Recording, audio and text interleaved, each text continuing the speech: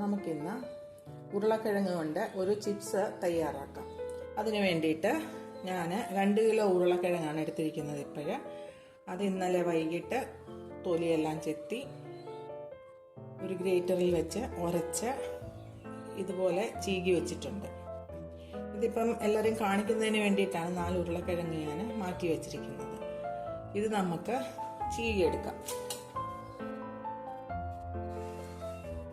അതിനായിട്ട് ഞാൻ ഉപ്പേരിയൊക്കെ നമ്മൾ ചീകിയിടുന്ന ഇതാണ് എടുത്തിരിക്കുന്നത്. ഇതിലേക്ക് നമുക്ക് ഈ ഉരുളക്കിഴങ്ങ് ചീകിയെടുക്കാം.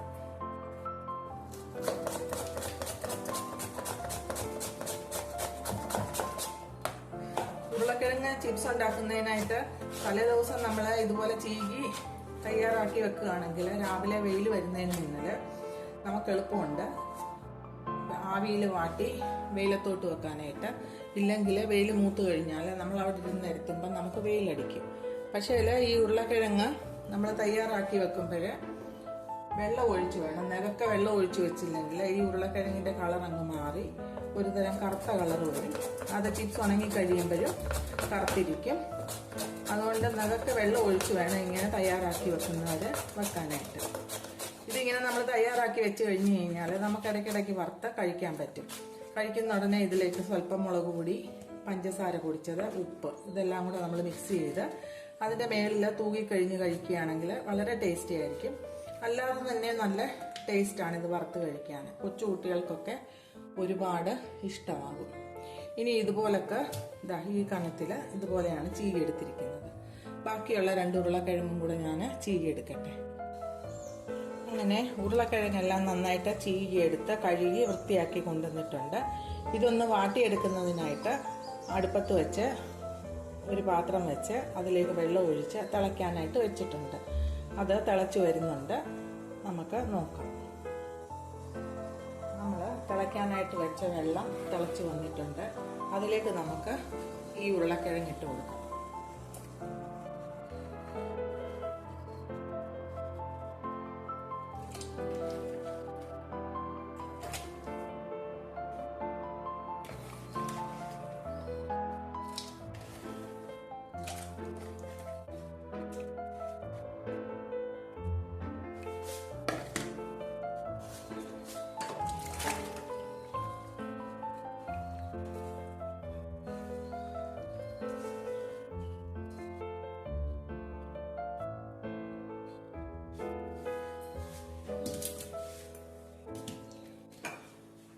ഇനി നമുക്ക് ഇതിലേക്ക് ആവശ്യമായിട്ടുള്ള ഉപ്പ് ചേർത്ത് കൊടുക്കാം. ഉപ്പ് വെള്ളം തിളച്ച സമയത്തായിരുന്നു ചേർക്കേണ്ടത്. അന്നേരം ചേർക്കാനായിട്ട് ഞാനങ്ങ് മറന്നുപോയി. ഇനി നമുക്ക് ഉപ്പങ്ങ് ചേർത്തു. ഇനി അത് ഇളക്കിയെടുക്കാം. ഈ ഉപ്പ് അടിയിൽ ചെല്ലുന്ന വെള്ളത്തിലോട്ട് ചെല്ലുന്ന രീതിയിൽ നമുക്ക് ഉരുളക്കിഴങ്ങ് ഒന്ന് ഇളക്കി കൊടുക്കാം.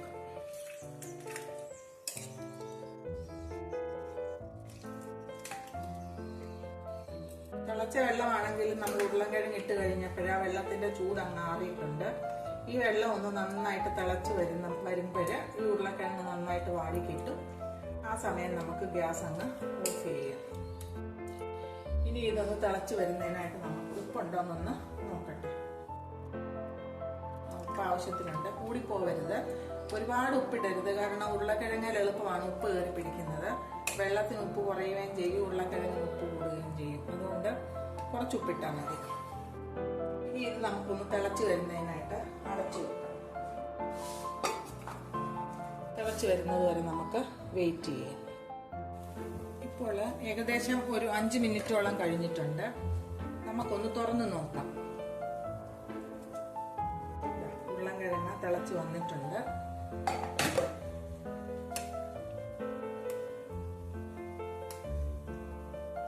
വെന്തോന്ന് നമുക്കൊന്ന് കുത്തി നോക്കാം. കുത്താക്കി വെച്ച് അതാ വെന്തിട്ടുണ്ട്. ഇനി ഇത് നമുക്ക് ഗ്യാസ് അങ്ങ് ഓഫ് ചെയ്ത് ഒരു 2-3 മിനിറ്റ് ഈ ആവിയിലൊന്ന് ഒന്നുകൂടെ ഒന്ന് വാടുന്നതിനായിട്ട് നമുക്ക് വെയിറ്റ് ചെയ്യാം. എന്നിട്ട് വെള്ളം ഊറ്റി കളഞ്ഞ് വെയിലത്ത് നമുക്ക് നിരത്തി വെക്കാം.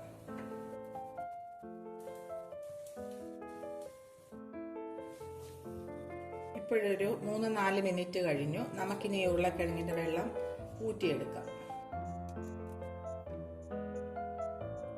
വെള്ളമെല്ലാം ഊറ്റിയെടുത്തു. ഇനി ഇത് നമുക്ക് വെയിലത്ത് നല്ലൊരു വൃത്തിയുള്ള തുണിയിൽ നിരത്തി വെക്കാം. എന്നിട്ട് നമുക്ക് കാണാം. വാട്ടിയെടുത്ത ഉരുളക്കിഴങ്ങ് ചാക്കുവിരിയുടെ മേളിൽ ഒരു വൃത്തിയുള്ള തുണി വിരിച്ചിട്ട് ഓരോന്നോരോന്നായിട്ട് നിരത്തി വെച്ചിരിക്കുക. എല്ലാം കൂടെ നമ്മൾ കൂട്ടിയിട്ടാലും ഉണങ്ങും, പക്ഷേ അത് ഉണങ്ങി കിട്ടുന്നതിന് കൂടുതൽ കാലതാമസവുമാകും. ഉണങ്ങിക്കഴിയുമ്പോൾ ഒട്ടിപ്പിടിച്ചിരിക്കുന്നത് വിട്ട് കിട്ടാനായിട്ട് ഓരോന്നോരോന്ന് അടർത്തി മാറ്റണം. അതിലും എളുപ്പം ഇതാണ്, കാരണം എളുപ്പം ഉണങ്ങി കിട്ടും. മിക്കവാറും ഇന്ന് വൈകിട്ട് കൊണ്ട് ഉണങ്ങി കിട്ടും, നല്ല വെയിലായതുകൊണ്ട്. ഇല്ലെങ്കിൽ നാളെ ഒരു ദിവസം കൂടെ ഉണങ്ങി കഴിയുമ്പോൾ നന്നായിട്ട് ഉണങ്ങി കിട്ടും. ഉണങ്ങിക്കഴിഞ്ഞിട്ട് നമുക്കിനി കാണാം. നമ്മൾ ഉണങ്ങാനായിട്ട് വെയിലത്തിട്ടിരുന്ന ഉരുളക്കിഴങ്ങ് ചിപ്സ് ഉണങ്ങി തയ്യാറായി. ഇത് നന്നായിട്ട് ഉണങ്ങിയിട്ടുണ്ട്. ഇത് ആദ്യമേ ഞാൻ 2 കിലോയാണ് തയ്യാറാക്കിയത്. പിന്നെ അത് കഴിഞ്ഞിട്ടൊരു 3 കിലോയും കൂടെ ഇതുപോലെ ചീകി തിളച്ച വെള്ളത്തിലിട്ട് വാട്ടിയെടുത്ത് വെയിലത്തിട്ട് ഉണക്കിയെടുത്തതാണ്. ഇത് മൊത്തം 5 കിലോയാണ്. 5 കിലോ ഉരുളക്കിഴങ്ങ് ചിപ്സാണിത്. ഇനി നമുക്കിതൊന്ന് വറുത്ത് നോക്കാം. വറുക്കുന്നതിനായിട്ട് ഒരു പാത്രത്തിൽ എണ്ണ ചൂടാവാനായിട്ട് അടുപ്പത്തോട്ട് വെച്ചിട്ടുണ്ട്. നമുക്ക് എണ്ണ ചൂടാവുന്നത് വരെ വെയിറ്റ് ചെയ്യാം. എണ്ണ നന്നായിട്ട് ചൂടായി. നമുക്ക് ഒരെണ്ണ ഇട്ട് നോക്കാം. നന്നായിട്ട് ചൂടായി. ഇനി കുറേശ്ശെ ഇട്ട് നമുക്ക് വറുത്തെടുക്കാം.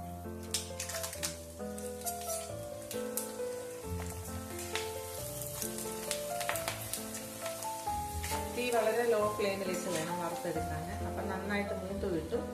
കളറ് ഒരുപാടങ്ങ് മാറത്തുമില്ല.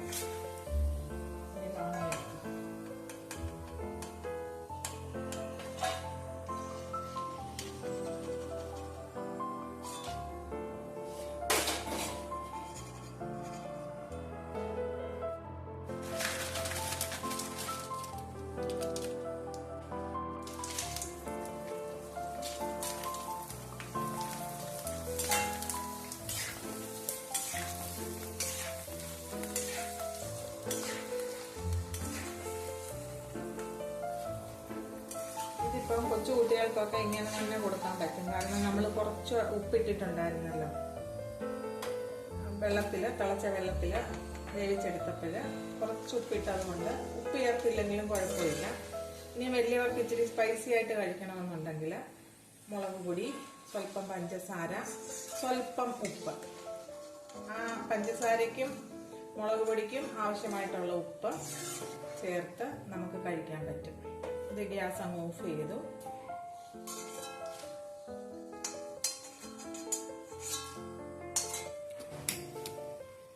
വളരെ ടേസ്റ്റിയും ക്രിസ്പിയുമായിട്ടുള്ള ഉരുളക്കിഴങ്ങ് ചിപ്സ് തയ്യാറായി.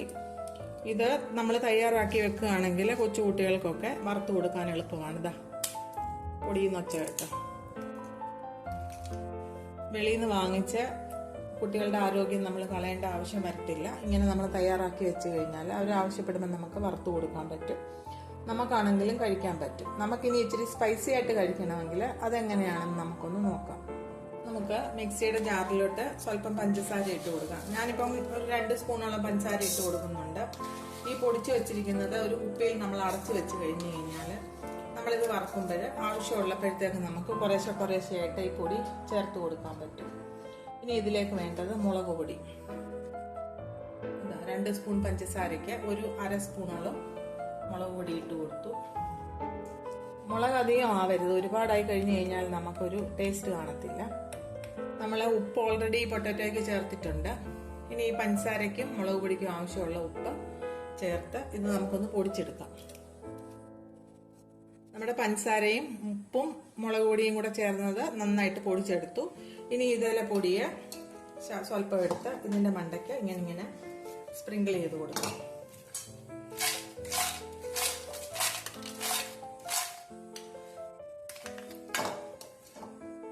ഇത് പൊടിക്കുന്നതെന്ന് വെച്ച് കഴിഞ്ഞാൽ പഞ്ചസാരയൊക്കെ മുഴുവനോട് ഇട്ട് കഴിഞ്ഞ് കഴിഞ്ഞാൽ ഇത് പിടിക്കത്തുമില്ല, പ്ലേറ്റിന്റെ അടിയിലിരിക്കുകയും ചെയ്യും. അങ്ങനെ നമ്മുടെ സ്പൈസിയായ പൊട്ടാറ്റോ ചിപ്സും തയ്യാറായി. ഇത് വലിയവർക്ക് കഴിക്കാനും ഇത് കൊച്ചു കുട്ടികൾക്ക് കഴിക്കാനും വേണ്ടിയിട്ട് നമുക്ക് കൊടുക്കാൻ പറ്റും. എല്ലാവരും ഈ ചൂടുകാലത്ത് ഇതൊന്ന് ഉണ്ടാക്കി നോക്കണം. എന്നിട്ട് നിങ്ങളുടെ അഭിപ്രായം കമന്റ് ബോക്സിൽ എഴുതണം.